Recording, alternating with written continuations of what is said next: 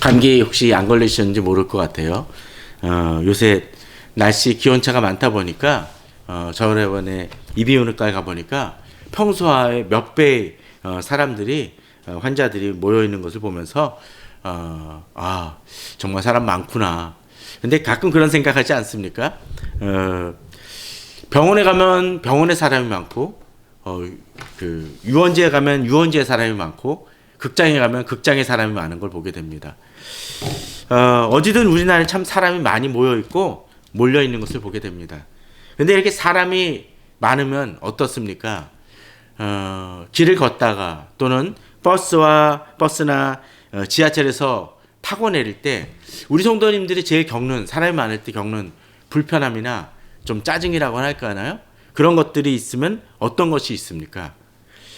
사람마다 각기 다르겠지만 저는 길을 걷다가 또는 사람들이 버스에서 지하철에서 오르내릴 때 제일 불편함이나 어떤 때 예민하게 받아들이는 건 그냥 치고 간다는 거예요.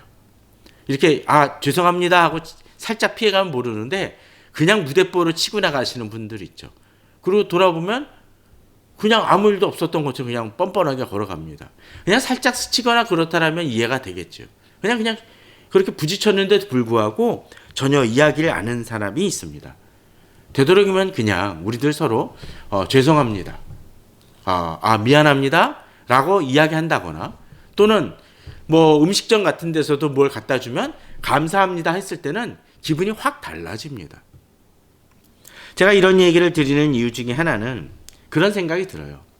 물론 이 감사합니다, 죄송합니다라는 말을 했다고 해서 그 사람이 꼭 완전하게 어떤 나에 대해서 정말로 미안해서 또는 감사해서 하는 경우는 별로 없을 것입니다.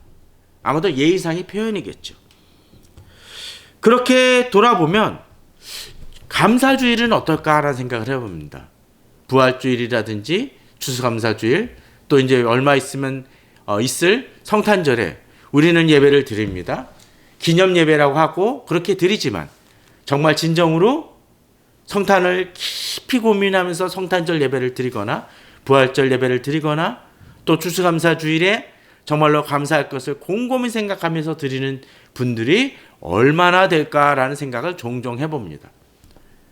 특별히 목회자 같은 경우는 어떤 때 바쁘다는 이름으로 정말로 그 주일이 어떤 의미인지 행사는 준비하고 기획은 할지 모르지만 정작 그 예배에 대해서 깊이 생각하지 못하고 예배를 드리는 그런 모순을 범할 때도 있습니다. 매년 드리는 추수감사주일 예배이기 때문에 어쩌면 우리는 그냥 형식적으로 피상적으로 감사 기도를 올리고 감사 헌금을 드리는지도 모를 것 같습니다. 저는 오늘 시편 107편을 통해서 아마 다음 주까지 이어질 텐데 그 107편을 통해서 감사라는 것은 어떤 것이며 어떻게 감사해야 될지 저희들이 또 감사의 이유는 무엇인지를 좀 생각해보는 시간을 가졌으면 합니다. 자, 이 시편 107편은 이렇게 나옵니다. 여호와께 감사하라. 그는 선하시며 그 인자하심이 영원함이로다 하면서 계속되는 그 구절을 통해서 이 감사의 내용이 무엇인지를 또 왜 감사해야 되는지를 설명을 합니다. 우리들이 앞서 얘기 드렸던 것처럼 추수감사주일에 감사의 헌금을 드리고 또 어떤 때는 감사를 위한 무슨 공연이라든지 발표회도 갖기도 하지만 그러나 그렇게 했다고 해서 꼭 감사의 의미가 담긴 것은 아닐 것입니다. 그런데 저희들 요한복음 4장에 보게 되면 예수 그리스도께서 사마리아 여인을 만나셨을 때 이제 이렇게 주님은 얘기하십니다. 아버지께 참되게 예배하는 자들은 영과 진리로 예배할 때가 오나니 곧 이때라. 아버지께서는 자기의 이렇게 예배하는 자들을 찾으시느니라. 하나님은 영이시니 예배하는 자가 영과 진리로 예배할 진이라고 되어 있습니다. 저는 여기서 영과 진리 이가 두 번이나 반복되는 모습을 보게 되죠. 영입니다. 무슨 의미일까요? 마음속 깊숙이 그 중심에서부터 드려지는 것이라는 거죠. 또 진리입니다. 진정성이 있어야 된다는 거죠. 종종 우리가 드릴 때 앞서 얘기 들었던 것처럼 죄송합니다, 감사합니다 했었을 때 그 말에 진정성이 없는 사람을 만났었을 때 우리는 그것에 대해서 오히려 불편하거나 불쾌하게 느낄 수도 있습니다. 정말로 사과해야 될 때 그래 내가 미안했어 라고 이야기하는 사람이 있다면 우리는 차라리 그 얘기를 듣지 못한 만큼 더 불편해하고 분노할 수 있는 것처럼 감사라고 하지만 정작 감사의 모습이 전혀 없다라면 우리의 감사는 하나님께 온전히 드려지지 못할지도 모릅니다. 그런 점에서 오늘 이 시편 107편은 다음 주까지 돌아보게 되면 이 어떻게 감사해야 되는지를 잘 나오고 있습니다. 자, 오늘 시편 107편은 이런 부분들이 있습니다. 시편 107편은 43절까지 되어 있는데 네 번에 걸쳐서 같은 구절이 반복되어집니다. 8절입니다. 여호와의 인자심과 인생에게 행하신 기적으로 말미암아 그를 찬송할지라고 되어 있습니다. 인자하심, 인생에게 행하신 기적으로 말미암아 주님의 인자하심이 있습니다. 인자하심이라는 건 무엇입니까? 우리가 부족하고 자격이 없음에도 불구하고 그것을 받을 그 권한이 없음에도 불구하고 인자하심으로 베푸는 걸 얘기합니다. 또 그 일을 위해서 주님께서 어떻게 행하시죠? 인생에게, 바로 우리 인간들에게 행하신 기적. 그냥 일반적인 일이 아니죠. 놀라운 일, 도저히 일어날 수 없는 일, 지금 상황에서 그냥 일반적으로는 순리적으로는 어떤 일이 벌어져야 되는데 그 이상의 일어날 수 없는 일이 일어나게 해 주신다라는 거예요. 기적으로 말미암아. 그렇기 때문에 어떡합니까? 그를 찬송, 곧 감사의 찬송을 올린다라는 것이죠. 8절은 그렇게 얘기합니다.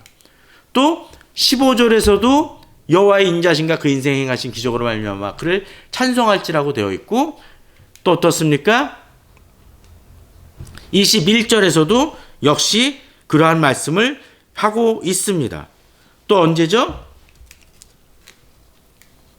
31절에서도 역시 여호와 인자심과 인생에 행하신 기적으로 말미암아 그를 찬송할지로다라고 이야기합니다.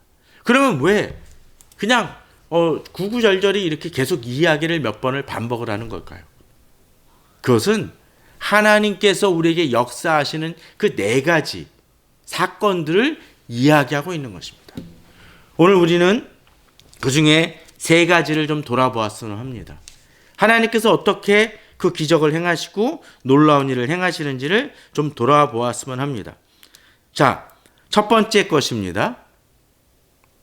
자, 2절에서 7절까지 나오고 그 다음에 8절에서 여호와 인자하심과 인생에 행하신 기적으로 말미암아 그를 찬송할지로다라고 하면서 감사의 이유를 이야기합니다.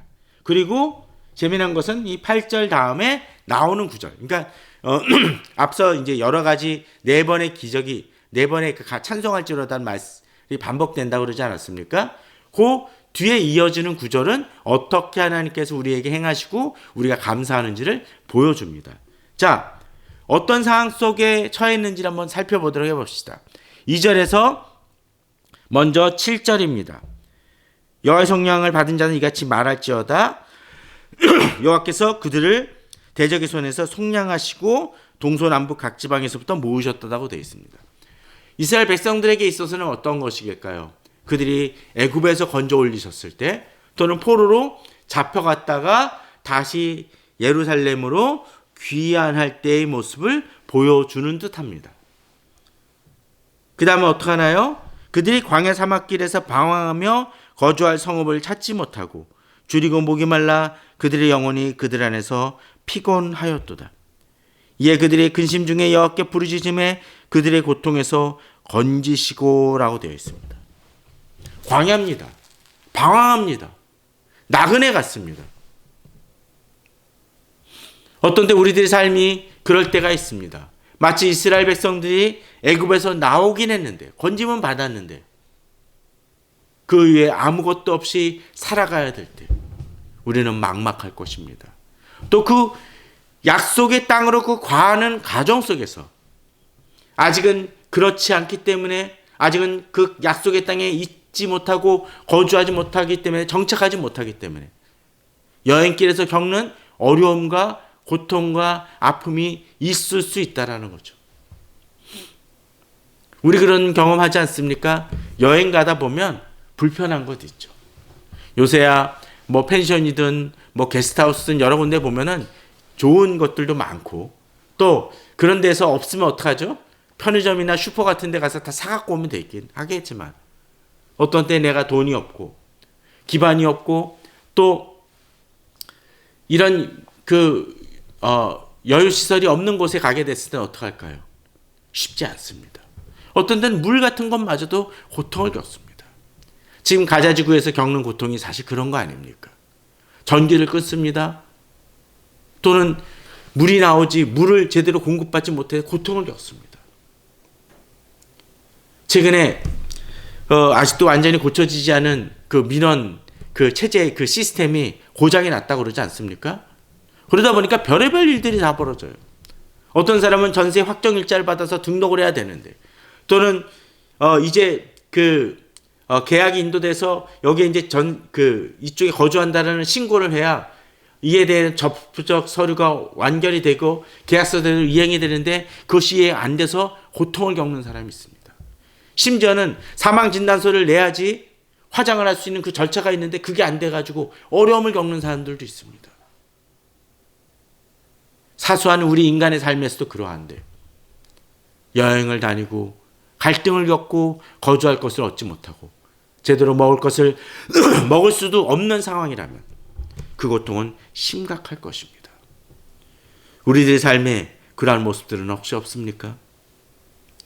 우리들이 살아가면서 감사한다고 하지만 지금 당장 먹을 것이 없어서, 또는 거주할 문제라든지 경제적인 문제로 고통받는 사람들이 우리 주변에 있고, 또 우리 자신도 그럴 수 있습니다. 또 어쩌면 이것은 영혼의 안타까움일 수도 있습니다. 굶주립니다. 내가 하나님께 기도하지만 기도 응답이 되어지지 않는 것 같고 하나님은 말씀하시지 않는 것 같습니다. 그럴 때 우리는 힘듭니다.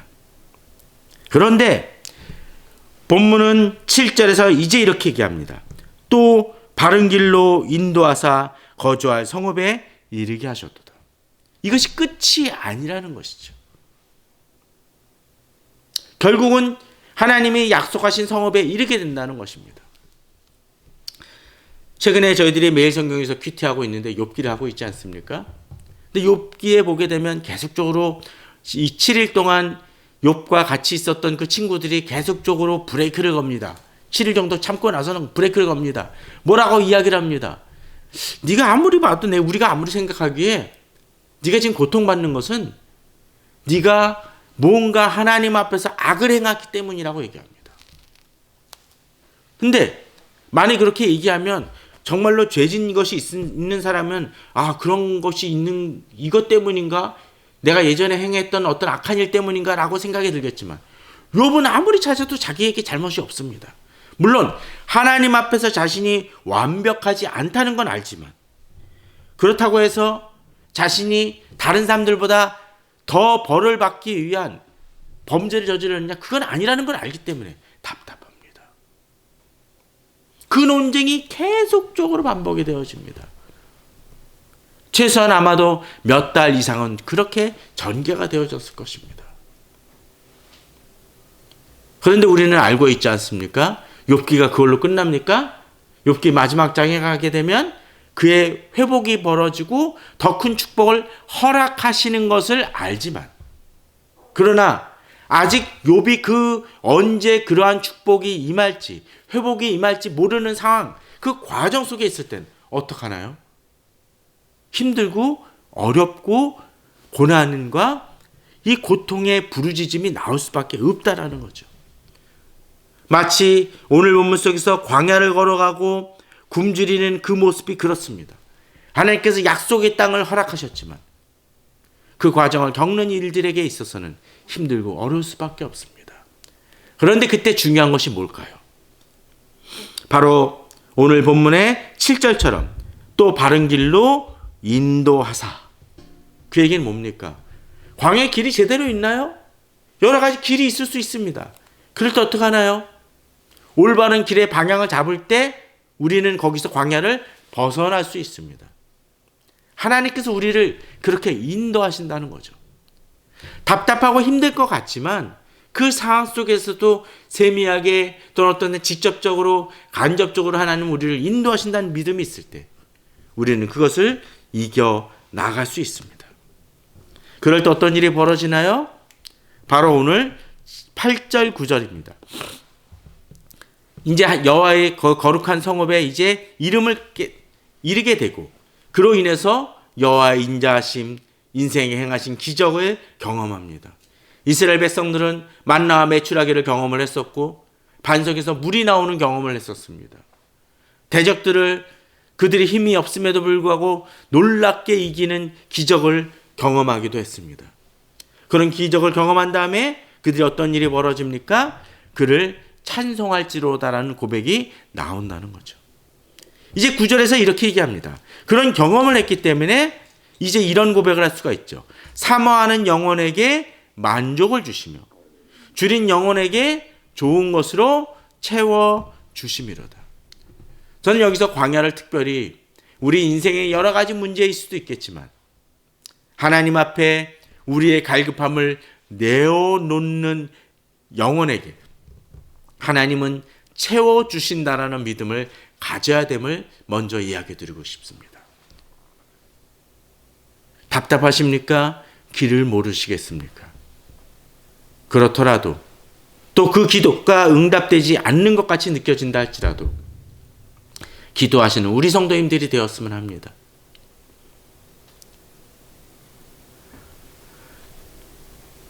욥기를 퀴트하면서 어느 분이 그런 얘기를 하더라고요. 욥에겐 참 답답함이 있었을 것이다 라고 이야기를 합니다. 저도 그에 대해 공감합니다. 터널에 들어갈 때 어떻습니까? 특별히 어둡고 무슨 관광지 어떤 터널을 지나갈 때 갑자기 깜깜해질 때가 있을 수 있습니다. 그런데 분명 이 기록에 보면은 출구가 있다는 건 알아요. 그런데 그 출구가 나올 때까지는 어떻습니까?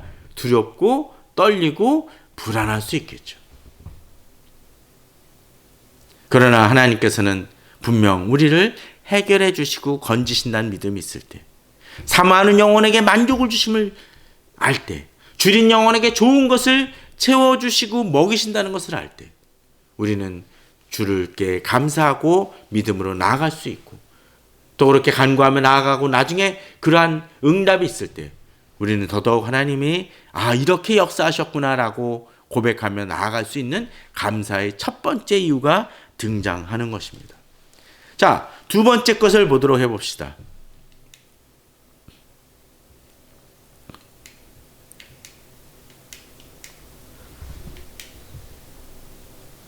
자, 10절입니다. 두 번째죠. 자, 어떤 일이 벌어지나요? 사람이 흑암과 사망의 그늘에 앉으며 곤고와 쇠사슬에 매임은 하나님의 말씀을 거역하며 지존자의 뜻을 멸시함이라. 자, 이 광경을 보면 무엇이 연상이 됩니까? 감옥 같은 거 생각이 나지 않나요? 물론 이 감옥이라는 것이 어떤 때는 인생의 공고라든지 또는 어려운 일들과 사망의 우겨쌈을 당해서 힘든 것도 있을 수 있겠지만 또 유형적으로도 이렇게 곤고를 당하고 고통을 받는 경우들이 있을 수 있습니다. 그런데 이유가 무엇인가요? 11절에 보면 하나님의 말씀을 거역하며 지존자의 뜻을 멸시합니다. 우리 하나님 앞에서 열심히 살아가지만 어떤 때 우리는 범죄할 수 있습니다. 넘어질 수 있습니다. 잘못을 범할 수 있고 죄를 범할 수 있습니다. 그것이 그냥 하나님과의 관계 속에서만 빚어질 수도 있지만 또 어떤 일이 벌어집니까? 사회적으로나 세상적으로도 부끄러운 일을 당할 수도 있을 수 있습니다. 저는 크리스찬들이 이렇게 9시 뉴스에 나쁜 것으로 좀 안 나타났으면 좋겠습니다.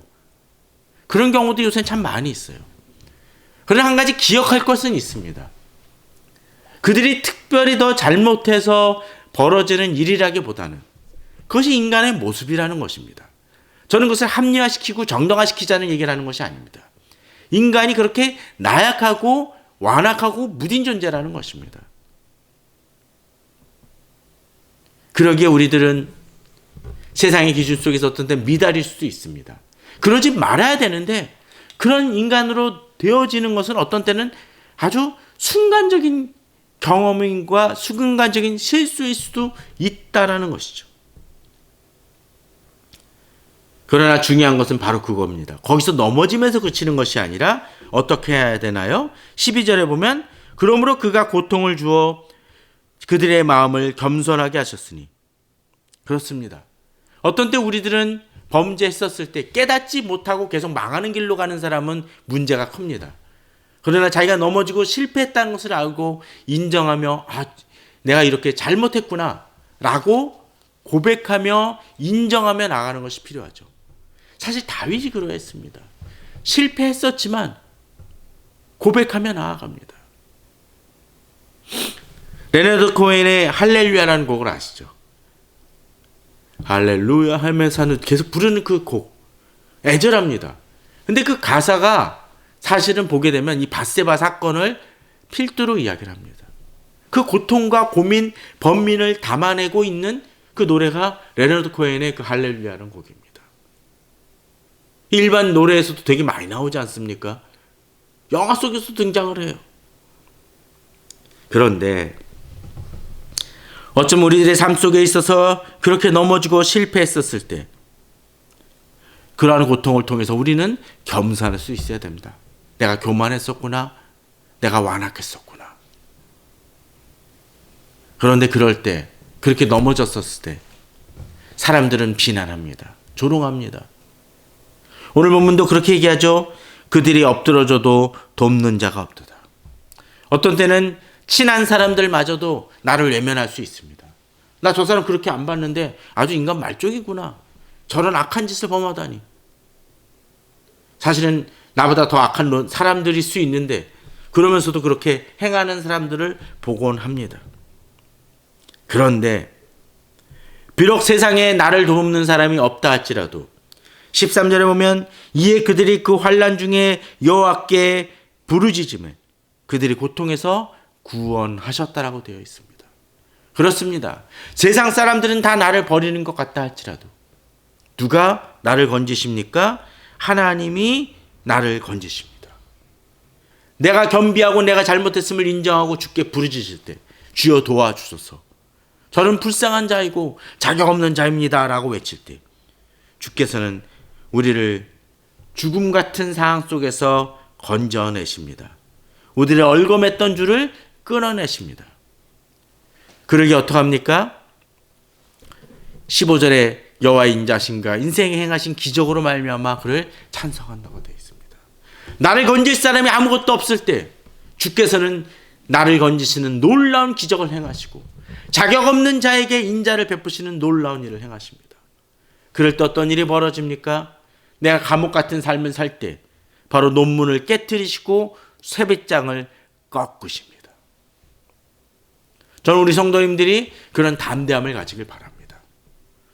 물론 넘어지지 않기를 기도합니다. 하지만 어떤 때 우리들이 살다가 잘못이건 또는 의도적이지 않지만 어떤 실수로 인해서 넘어지건 간에 그로 인해서 사람들마저도 나를 외면하고 핍박하고 어떤 때는 비난한다 할지라도 나를 놓지 않으시는 유일한 분 누구? 하나님께서 나를 붙드시고 건지신다는 것입니다. 나의 억압된 모든 현실을 깨뜨리신다는 것입니다. 그러기에 그 믿음으로 나아가시기 바랍니다. 이제 세 번째입니다. 미련한 자들은 그들의 죄악의 길을 따르고 그들의 악을 범하기 때문에 고난을 받아 그들은 그들의 모든 음식물을 싫어하게 되어 사망의 문에 이르렀도다. 이에 그들이 고통 때문에 여호와께 부르짖으매 그가 그들의 고통에서 그들을 구원하시되 그가 그의 말씀을 보내어 그들을 고치시고 위험한 지경에서 건지시는도다. 자, 여기는 또 뭘까요? 앞서는 감옥인 것, 외형적인 그 어려움과 고통이라면 이건 뭘까요? 고통, 어떤 땐 질병 같은 것일 수 있겠죠. 그래서 어떤 땐 심적인 질병일 수도 있겠고 육적인 질병도 있을 수 있습니다. 또 이것마저도 어떤 때는 우리의 잘못으로 이러한 고통과 그 문제가 발생할 수 있다는 거죠. 최근에 마약 문제 여러 가지로 시끄러운데 어떤 때 마약을 잘못 선택해가지고 그렇게 망하는 길로 나아가는 사람도 있을 수 있습니다. 어떤 때 술 때문에 또는 몸 관리를 제대로 안 하고 자기 멋대로 그 즐기다가 커다란 질병에 걸리는 사람도 있을 수 있을 것입니다. 그런데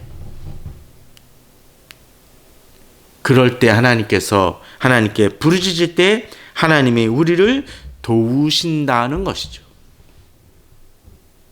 특별히 현대인 같은 경우는 어떤 일이 많이 있습니까? 육체적 질병도 많지만 정신적 질병도 참 많이 있는 것 같습니다. 최근에 그 정신병원을 다룬 그 드라마도 등장을 하지만 사실 거기서 나오는 내용들은 어떤 면에서 가장 기초적인 내용들입니다. 그 책들을 보게 되면 그런 내용들이 많이 있습니다. 고통과 저기서 벗어나지 못하는 사람들이 있습니다. 어떤 사람들은 그 우울증과 그 조현병 같은 데서 벗어나기 위해서 약을 수십 년 동안 계속적으로 바꾸지만 어떤 데는 듣다가 또 없어지고 또 문제가 생기고 발생되는 경우들도 많이 있습니다. 그런데 그 약들도 중요하지만 하나님의 오늘 본문을 보면 어떻습니까? 하나님이 우리를 도우신다는 것이죠. 특별히 오늘 본문을 보면 20절을 보십시오. 우리가 먼저 19절에서 여호와께 부르짖으니까 어떤 일이 벌어집니까? 20절에서 우리를 고치시는데 어떻게 고치세요? 그의 말씀을 보내요. 그렇습니다. 하나님이 우리를 말씀을 통해서 우리를 고치신다는 걸 가져야 될 것입니다. 얼마 전에 어느 후배가 갑자기 전화가 왔습니다. 상담이나 막 그런 것들 때문에 막 얘기를 하는데 자기 주변에 여러 가지로 이렇게 같은 교회에 있는 분이 이야기를 하면서 사주가 어떻고 역학이 어쩌고 자꾸 얘기를 한다는 거예요. 이거 자기가 하다 보니까 이게 이 기독교인도 이걸 봐야 된다고 막 주장을 합니다. 또 어떤 사람은 계속 심리학적인 것만 얘기를 하고 성경에서 어떻게 보는지에 대해서는 전혀 얘기하지 않으면서 그것을 주장합니다. 그래가지고 이거 어떻게 했으면 좋겠냐라고 전화를 했길래 여러 가지로 이야기를 하고 끊었습니다. 물론 그 부분에 대해서 보조적인 도움은 어떤 면에서 있을 수도 있을지도 모릅니다. 100번 양보해서요. 그러나 그 모든 과정 속에서 하나님이 나를 주관하시고 나를 돌보시고 치유하신다는 믿음이 있어야 될 것입니다. 그러기에 우리는 어떤 때 수술을 할 때도 어떡합니까? 그렇게 기도하죠.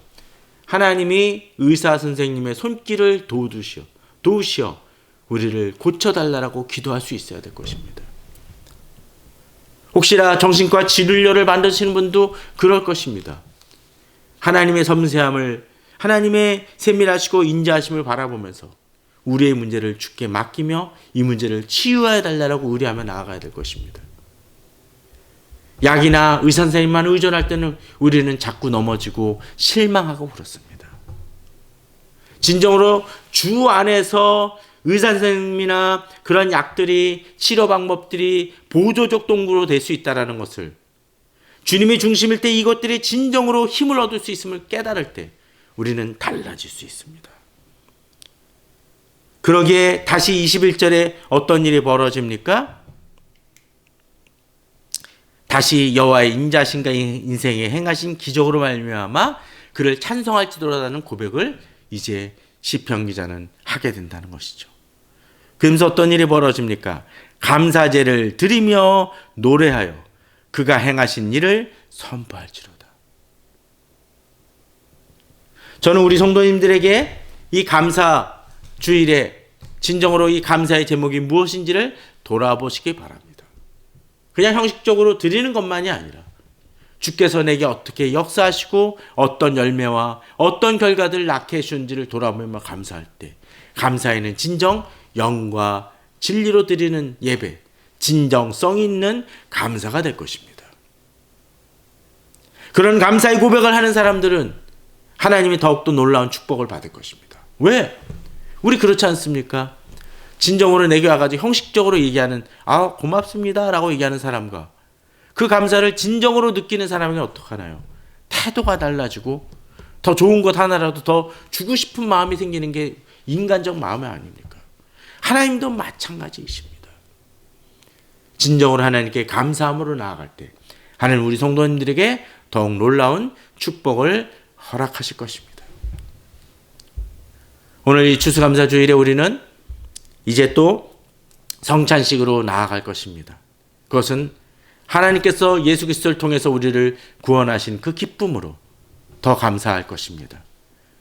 또 그리고 그 감사로 인해서 우리 인생이 더욱더 복될 수 있다는 것을 깨달아 알고 주를 의리하며 이 성찬식의 의미를 되새기는 우리 성도님들 되시기를 주님의 이름으로 축원합니다.